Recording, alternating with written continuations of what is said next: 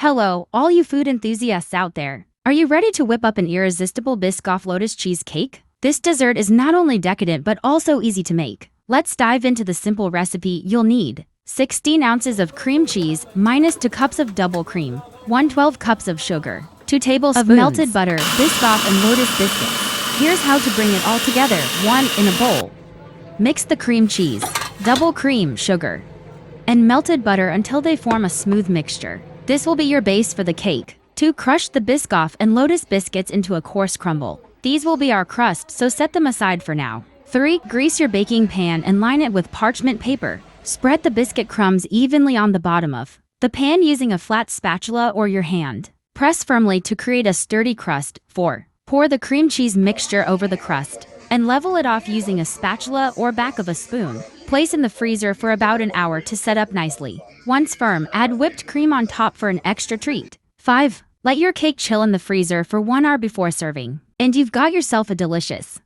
and easy-to-make Biscoff Lotus cheesecake. Thank you so much for tuning in today. If you enjoyed this recipe, don't forget to like, share, and subscribe for more tasty treats and simple recipes in the future. Happy baking, everyone!